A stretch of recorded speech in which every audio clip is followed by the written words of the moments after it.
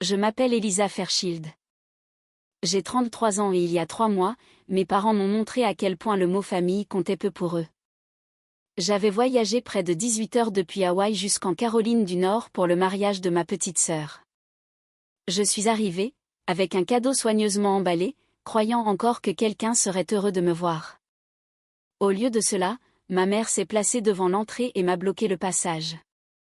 Mon père se tenait à ses côtés, sans même m'adresser un simple bonjour. Ma mère m'a regardé droit dans les yeux et a dit, « Seule la famille est autorisée à entrer. Tu n'as pas été invité. Pars avant de mettre ta sœur dans l'embarras. » J'ai cru que j'avais mal compris.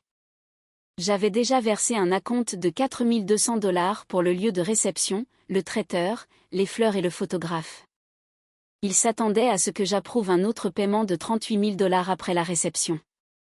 Pourtant, lorsque la mère du marié s'est approchée pour demander qui j'étais, ma mère a prétendu que j'étais liée au service de facturation du mariage et que j'étais arrivée au mauvais moment. Mon père ne l'a pas corrigé. J'aurais pu tout révéler sur le champ, mais j'ai refusé de transformer la cérémonie de ma sœur en une dispute publique. J'ai ramené mon cadeau à la voiture de location et je suis partie, alors que le mariage commençait sans moi. 3 jours plus tard, ma mère a enfin appelé. Elle ne s'est pas excusée et n'a pas demandé si j'étais bien rentrée chez moi. Sa première question a été, « La facture est de $38 000. Comment comptes-tu la payer ?» J'ai ri et je lui ai donné une réponse qui lui a coupé le souffle. Avant de vous dire exactement ce que j'ai répondu, dites-moi quel temps il fait là où vous êtes et si cela correspond à votre humeur aujourd'hui.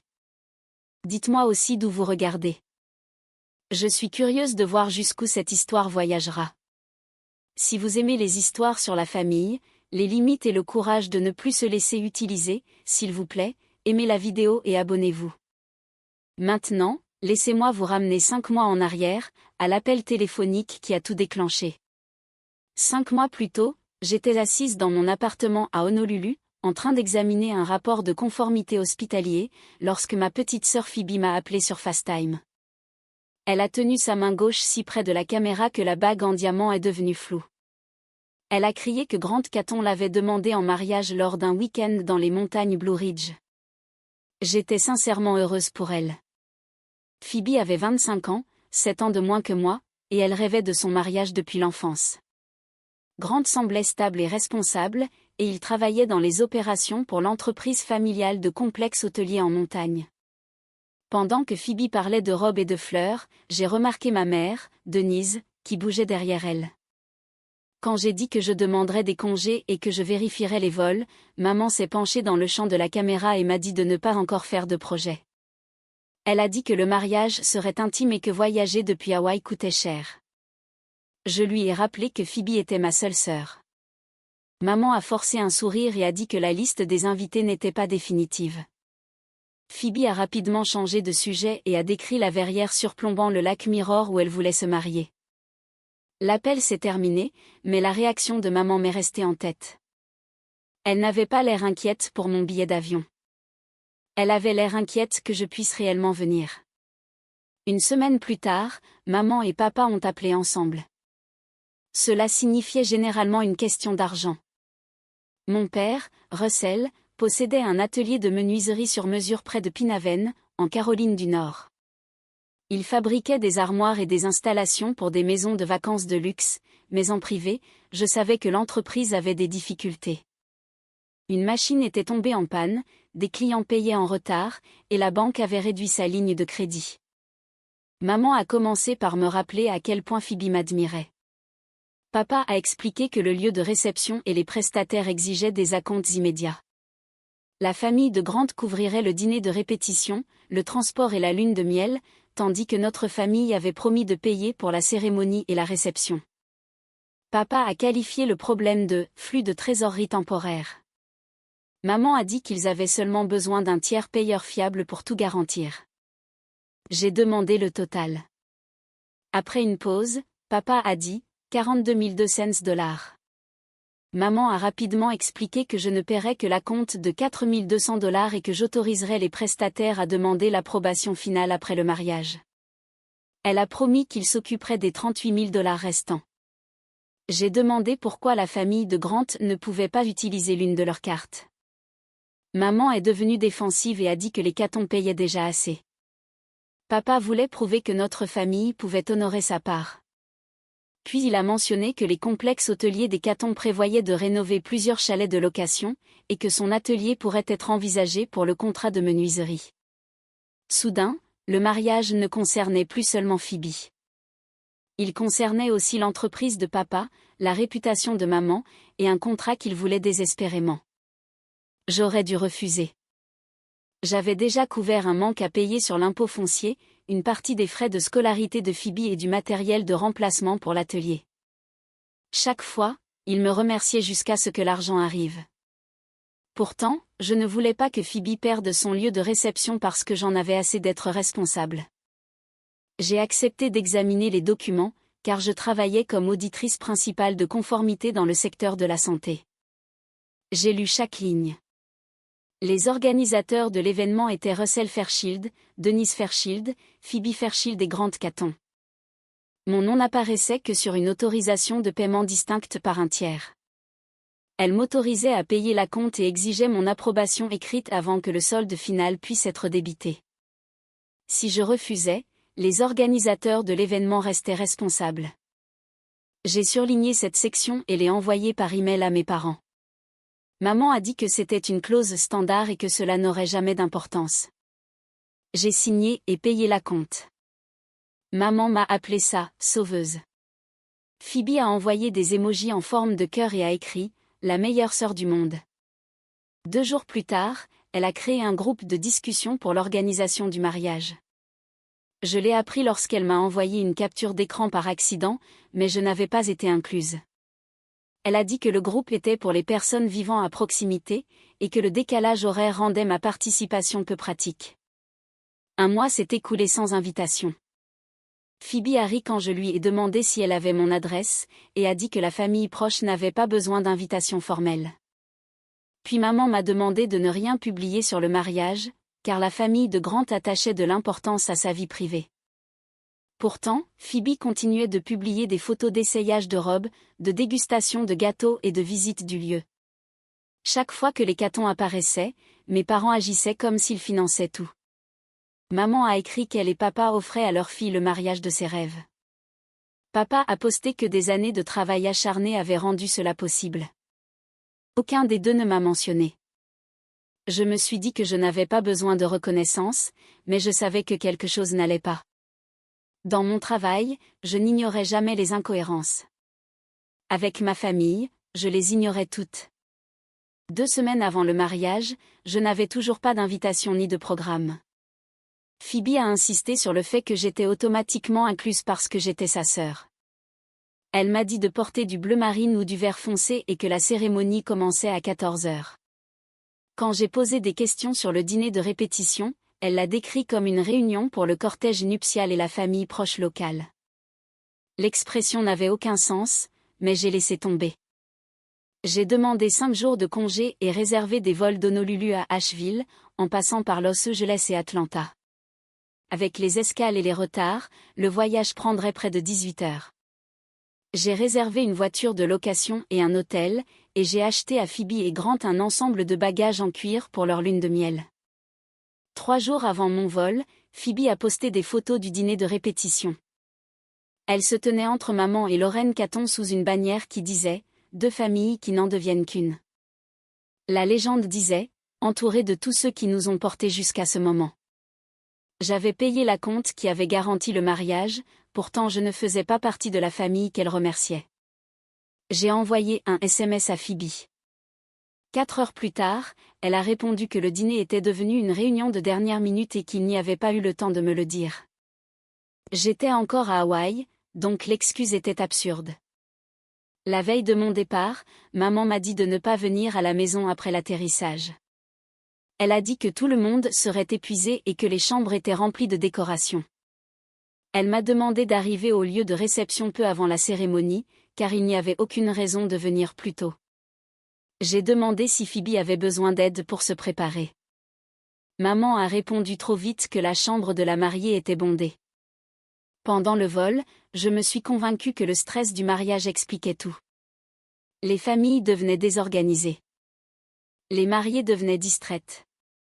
Les mères devenaient contrôlantes. J'ai rédigé un petit discours sur la façon dont Phoebe s'entraînait à se marier dans notre jardin quand elle avait 8 ans. Quelque part au-dessus du Pacifique, je l'ai lu à voix basse et j'ai souri. Je croyais encore que je le prononcerais à la réception. Après l'atterrissage, j'ai envoyé un SMS à maman, papa et Phoebe. Papa n'a pas répondu. Phoebe a envoyé un pouce levé. Maman a répondu près d'une heure plus tard avec 3 mots, cérémonie à 14 heures. Personne n'a demandé comment s'était passé le vol ni ne m'a invité à dîner. À l'hôtel, j'ai appelé Phoebe, mais elle a laissé sonner jusqu'à la messagerie vocale. J'ai laissé un message joyeux lui disant que je l'aimais. Elle n'a jamais rappelé. Le lendemain après-midi, je suis arrivée à la verrière du lac Mirror 20 minutes avant la cérémonie. À la table d'accueil, l'employé a cherché sur la liste imprimée et la tablette, puis m'a demandé si je pouvais être inscrite sous un autre nom. Je lui ai dit que j'étais la sœur de la mariée. Son sourire a disparu, et elle a contacté la famille. Maman et papa sont apparus moins de 2 minutes plus tard. Maman portait une robe bleu argentée. Papa portait un costume sombre. Aucun des deux ne souriait.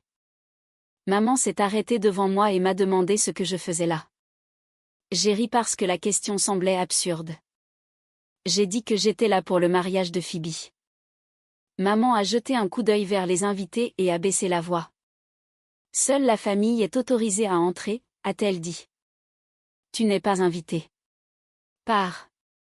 J'ai regardé papa, attendant qu'il l'arrête. Au lieu de cela, il m'a dit que j'aurais dû comprendre la situation et ne pas mettre Phoebe dans l'embarras. J'ai demandé de quelle situation il parlait. Maman a dit que ce n'était pas le moment de discuter des problèmes de famille. Je lui ai rappelé qu'elle m'avait appelée sa « sauveuse » quand elle avait eu besoin de la compte. Étais-je de la famille quand tu avais besoin de ma carte, ai-je demandé. Elle m'a dit de baisser la voix. Lorraine Caton s'est approchée dans une élégante robe crème et a demandé si tout allait bien. Pendant une seconde, je m'attendais à ce que maman me présente. Au lieu de cela, elle a souri et a dit que j'étais liée au service de facturation de l'organisatrice du mariage et que j'étais arrivée au mauvais moment pour discuter d'une facture. Lorraine a semblé confuse et a dit qu'elle pensait que les finances étaient réglées. Maman a ri nerveusement et a qualifié cela de « problème administratif mineur ». Papa a laissé le mensonge perdurer. J'aurais pu dire à Lorraine que j'étais leur fille aînée, que j'avais voyagé près de 18 heures, et que la compte venait de moi. Puis j'ai vu Phoebe à l'intérieur du couloir vitré, portant sa robe de mariée. Nos regards se sont croisés. Elle n'a pas eu l'air surprise de me voir dehors. Elle a eu l'air effrayée, mais elle n'a pas bougé ni appelé mon nom. Elle s'est détournée. C'est à ce moment-là que j'ai compris qu'elle savait. J'ai dit à mes parents que j'avais clairement entendu leur décision, puis je suis retournée à la voiture de location en portant mon cadeau. Maman m'a crié de ne pas être dramatique. Je me suis assise derrière le volant, incapable de démarrer le moteur. J'avais cru que si je continuais à être présente et à résoudre leurs problèmes, ils finiraient par me traiter comme si j'appartenais à la famille. Au lieu de cela, ils ont accepté mon argent et m'ont effacé. J'ai supprimé le discours de mon téléphone. Puis mes instincts professionnels ont pris le dessus. J'ai noté l'heure, le lieu, les mots exacts et les noms des témoins, puis je me suis envoyé les notes par email pour avoir un horodatage. Alors que la musique de la cérémonie commençait, une notification du lieu de réception est apparue, rapprochement du paiement final disponible. Approbation requise avant lundi midi. La facture était de 38 000 $. En bas, il y avait 2 options, approuver le paiement ou refuser l'autorisation. J'ai regardé la verrière où ma famille célébrait sans moi, puis le mot « refuser ». Pour la première fois de la journée, j'ai ressenti de la clarté. Je suis retournée à l'hôtel, j'ai ouvert mon ordinateur portable et j'ai téléchargé tous les contrats du mariage. Je ne voulais pas que la colère prenne la décision.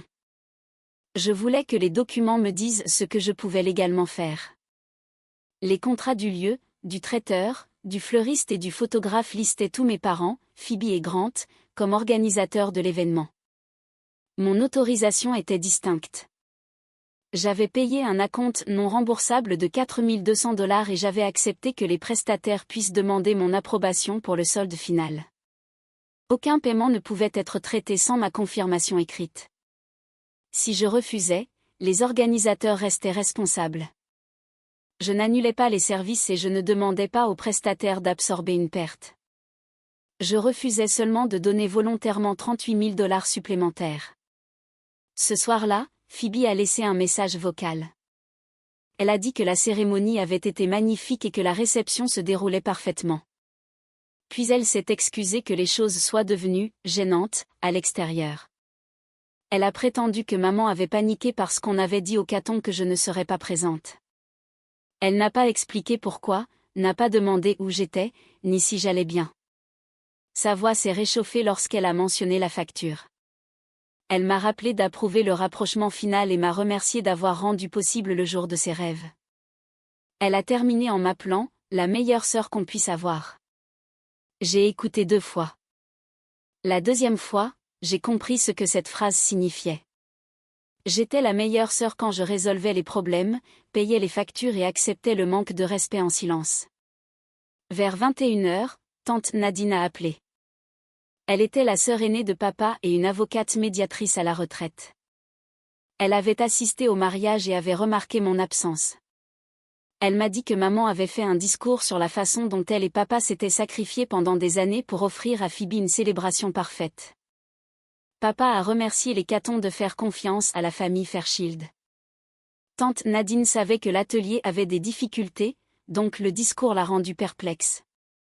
Quand je lui ai raconté ce qui s'était passé, elle a demandé quel nom figurait sur les contrats et si mon autorisation exigeait une approbation finale. Puis elle a dit, fais exactement ce que les documents permettent. Garde tes dossiers et laisse les adultes qui ont signé rester responsables. Son conseil m'a apaisé. Le calme ne devait pas signifier la capitulation. Le dimanche matin, 4 factures sont arrivées. Le lieu de réception demandait 16 000 $, le traiteur 12 500 cents, le fleuriste 5 700 cents, et le photographe 3 800 cents. J'ai appelé chaque entreprise et j'ai confirmé que le refus redirigerait le solde vers les organisateurs de l'événement. Aucun prestataire ne perdrait d'argent, et les organisateurs auraient 5 jours ouvrables pour organiser le paiement ou un plan. J'ai demandé une confirmation écrite. Puis j'ai cliqué sur « Refuser l'autorisation » pour chaque facture. J'ai écrit que je n'avais pas assisté ni reçu les services contractuels et que je ne fournirais pas de paiement volontaire. Je n'ai pas mentionné la dispute ni insulté qui que ce soit. J'ai sauvegardé chaque confirmation avec les contrats et j'ai changé mon vol pour le lundi matin. Avant de partir, j'ai mis le cadeau de Phoebe dans ma valise. L'envoyer par la poste aurait été une autre façon de prétendre que rien ne s'était passé. À l'aéroport, maman m'a envoyé un SMS, « J'espère que tu as eu le temps de te calmer. Nous en discuterons après la lune de miel. » Je n'ai pas répondu. Pendant le vol, j'ai dormi plusieurs heures et je me suis réveillée au-dessus du Pacifique en ressentant quelque chose d'inhabituel. Le soulagement. Quand j'ai atterri à Honolulu, personne n'avait demandé si j'avais voyagé en toute sécurité, mais les factures seraient redirigées le mardi matin. Je savais exactement quand il se souviendrait que j'existais. Maman a appelé à 9h14 le mardi matin, 3 jours après le mariage. Sa voix était douce et joyeuse. Elle a demandé si j'étais bien rentrée et a dit qu'elle espérait que je m'étais reposée. C'était la première fois que quelqu'un de ma famille proche me posait des questions sur mon voyage. Puis elle a dit que les mariages étaient des moments riches en émotions et que l'incident à l'entrée avait été un malheureux malentendu. J'ai demandé quelle partie elle avait mal comprise. Avait-elle oublié que j'étais sa fille? Ou que j'avais traversé le pays? Son ton a changé. Elle a dit que ce n'était pas le moment de rouvrir la dispute. Puis elle en est venue à la raison de son appel. Les prestataires l'avaient contactée. Mon autorisation avait été refusée, et les 38 000 $ restants avaient été transférés aux organisateurs de l'événement. Elle m'a demandé comment je comptais les payer.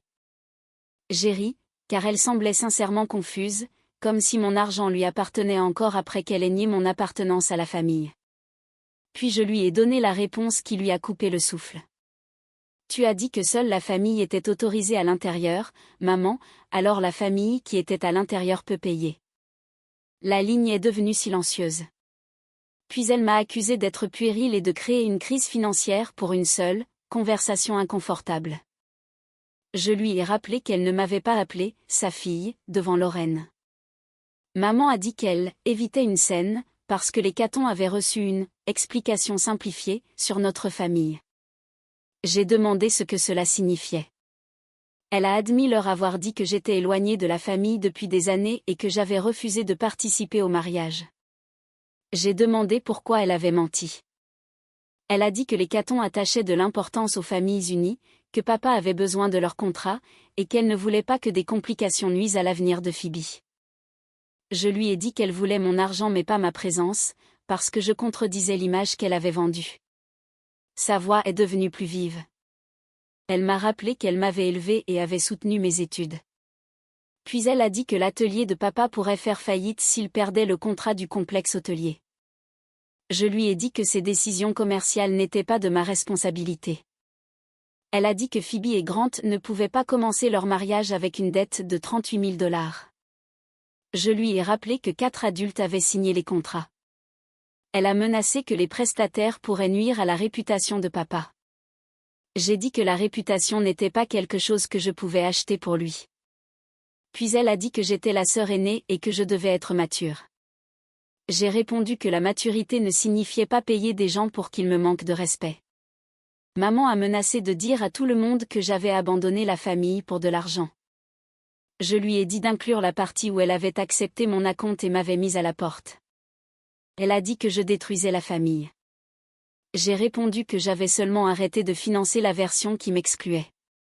Elle a raccroché. Phoebe a appelé 20 minutes plus tard, déjà en larmes. Grant avait reçu les factures et voulait savoir pourquoi mon paiement avait été retiré. J'ai demandé si elle lui avait dit la vérité. Elle a dit qu'il était furieux parce qu'il croyait que maman et papa payaient. Il ne savait pas que j'avais fourni l'acompte ou que je devais couvrir le solde. Phoebe m'a supplié d'approuver le paiement avant que ses parents ne découvrent tout. J'ai demandé si elle savait que maman prévoyait de me laisser dehors.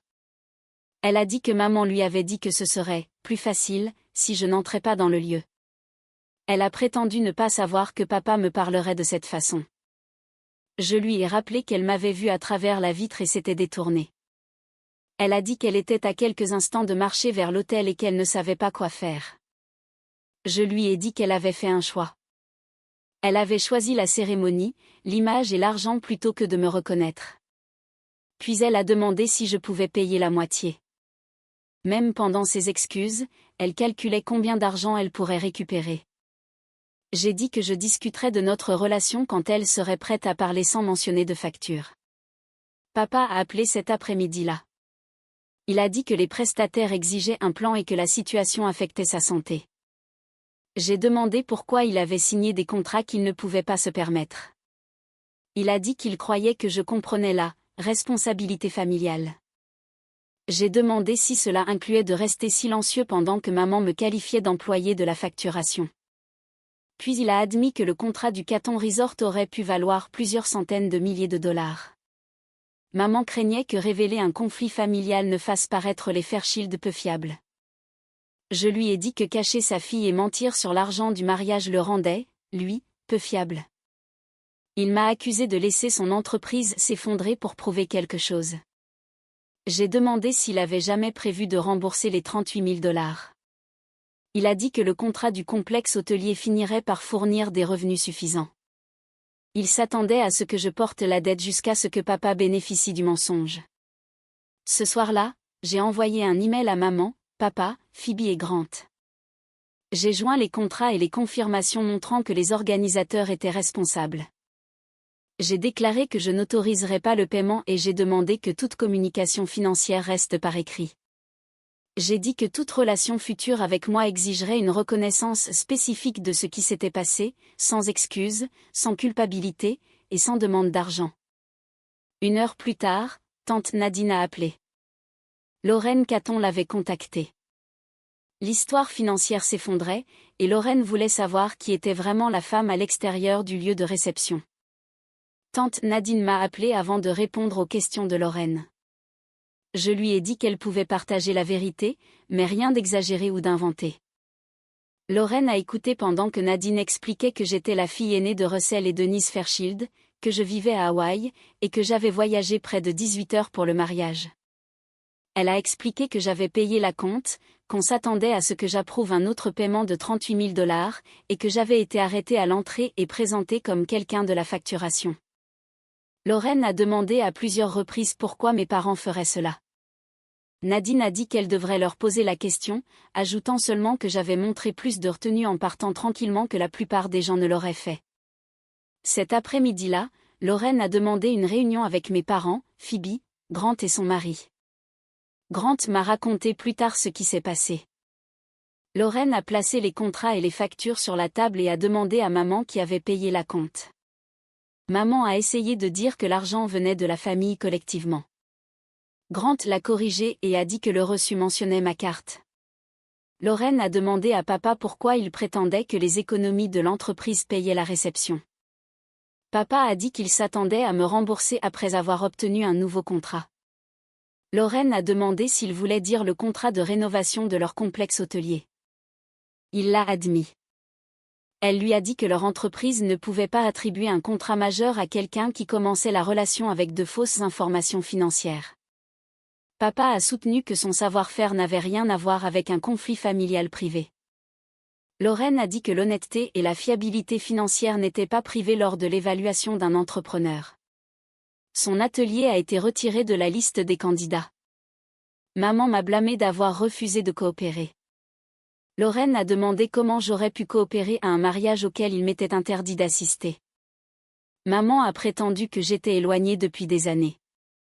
Phoebe a finalement admis que j'avais continué à aider la famille et à soutenir ses études.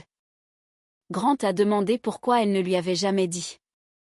Elle a dit qu'elle avait honte de la façon dont ils étaient devenus dépendants de moi.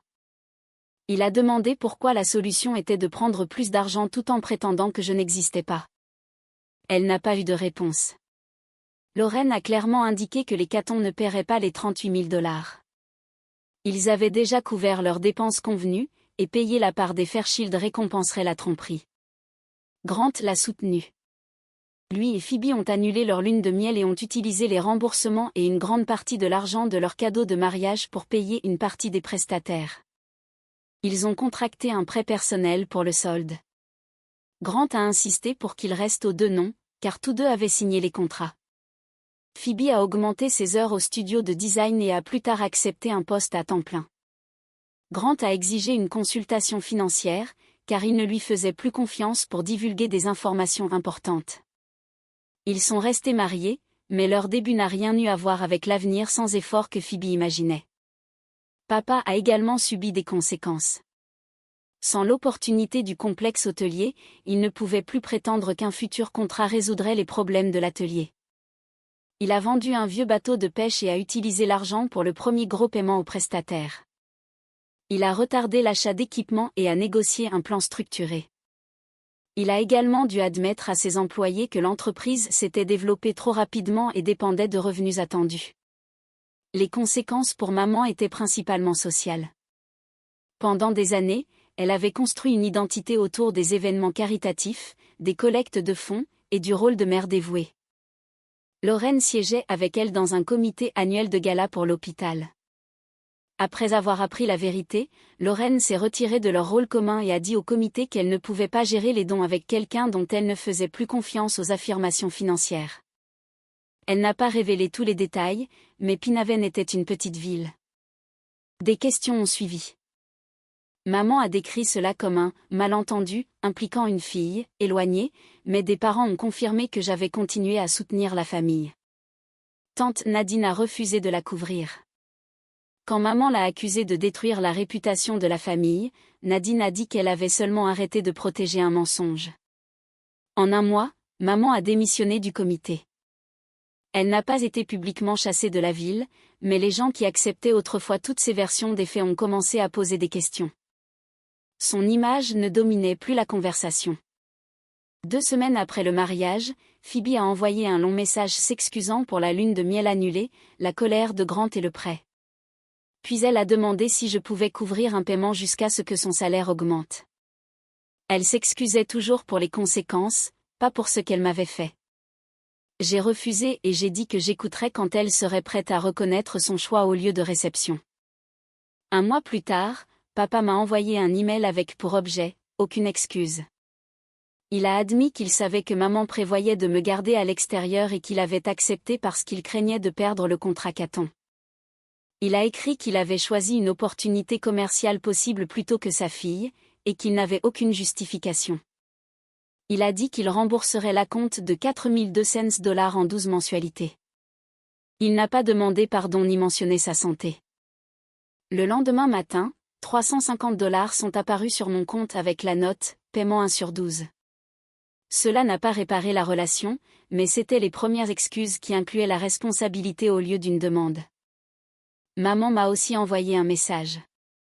Elle a dit qu'elle était désolée que tout ait été mal compris, et m'a demandé de dire à Lorraine que le différend du mariage n'avait rien à voir avec les affaires de papa. Elle voulait mon pardon uniquement pour restaurer ce qu'elle avait perdu. Je n'ai pas répondu. Le silence n'était plus quelque chose qu'ils utilisaient pour m'effacer. C'était quelque chose que je choisissais pour me protéger. 6 mois après le mariage, ma vie à Honolulu semblait ordinaire de l'extérieur. Je travaillais toujours pour le même système de santé, j'examinais les politiques, j'interviewais des dirigeants et j'écrivais des rapports sur les risques que d'autres négligeaient, mais j'ai changé ma façon de vivre en dehors du travail. Pendant des années, j'acceptais des missions supplémentaires, je répondais aux appels de ma famille pendant les réunions et je résolvais les urgences avant de me demander si elles m'appartenaient. Après le mariage, j'ai commencé une thérapie. Ma thérapeute a décrit mon schéma comme de la surresponsabilité fonctionnelle. Je mesurais ma valeur à mon utilité. Quand ma famille avait un problème, je croyais que l'amour exigeait que je le résolve. S'ils m'ignoraient, j'essayais plus fort. S'ils avaient besoin d'argent, je traitais mes économies comme une ressource qu'ils pouvaient réclamer. La thérapie ne m'a pas appris à les détester. Elle m'a appris à séparer la compassion de l'obligation. Je pouvais me soucier de papa sans financer son atelier. Je pouvais aimer Phoebe sans la protéger des conséquences. Je pouvais comprendre la peur du jugement de maman sans la laisser décider de ma place dans la famille. J'ai créé 4 règles financières. Je ne serai jamais co-signataire d'un prêt familial. Tout argent que je donnerai serait clairement identifié comme un don ou documenté comme un prêt. Je ne fournirai pas de carte de crédit pour un événement que je ne contrôlais pas. Avant d'accepter une demande majeure, j'attendrai au moins 72 heures. Ces règles n'étaient pas une punition. Elles me donnaient le temps de réfléchir avant que la culpabilité ne réponde à ma place. J'ai aussi partagé certains de ces principes lors d'ateliers sur le bien-être financier au travail. Je n'ai jamais utilisé les noms de ma famille, mais j'ai expliqué les accords de paiement par un tiers, la responsabilité légale et l'importance des dossiers écrits. Des collègues m'ont dit plus tard qu'ils avaient reconsidéré le fait de co-signer des prêts ou de partager des cartes de crédit avec des proches. Transformer mon humiliation en connaissances utiles a donné un sens à cette expérience. J'ai arrêté de passer mes week-ends libres à attendre les urgences familiales. J'ai rejoint un club de pirogue à Balancier et j'ai commencé à ramer 2 fois par semaine. J'ai retourné le cadeau de mariage et j'ai utilisé une partie du remboursement pour acheter du matériel de randonnée. J'ai passé du temps avec des amis qui m'invitaient parce qu'ils voulaient ma compagnie, pas ma limite de crédit. Papa a continué à envoyer $350 chaque mois et n'a jamais manqué un paiement. Ses emails sont devenus plus honnêtes. Il me disait quand l'atelier perdait un client sans me demander de remplacer le revenu. Il a commencé à travailler avec un conseiller pour petites entreprises. Après le 6e paiement, il a écrit qu'il comprenait enfin à quel point il avait souvent traité ma compétence comme une permission de me faire porter plus de poids. Je ne lui ai pas pardonné immédiatement. La constance comptait plus qu'une phrase réfléchie. Pourtant, j'ai répondu à certains de ses emails. La porte entre nous n'était pas ouverte, mais elle n'était plus scellée. Phoebe m'a contacté près de 5 mois après le mariage. Son message était plus court que le premier. Elle a admis qu'elle savait que maman prévoyait de me garder à l'extérieur et qu'elle était restée silencieuse parce qu'elle craignait de perdre le mariage et l'approbation des Catons. Elle a reconnu qu'elle m'avait vue à travers la vitre et s'était détournée. Elle a dit qu'elle m'avait laissé financer une célébration où je risquais de ne pas être la bienvenue. Il n'y avait aucune demande d'argent, aucun blâme, et aucune exigence que je parle à Grant. Elle comprenait si je ne lui faisais plus jamais confiance. C'étaient les premières excuses qui nommaient la blessure. J'ai accepté un appel téléphonique. Je lui ai dit que reconstruire notre relation exigerait du temps, de l'honnêteté et aucune dépendance financière. Elle a accepté. Nous parlons maintenant environ 30 minutes une fois par mois. Les appels sont parfois inconfortables, mais au moins nous ne faisons plus semblant. Grant et Phoebe sont toujours mariés.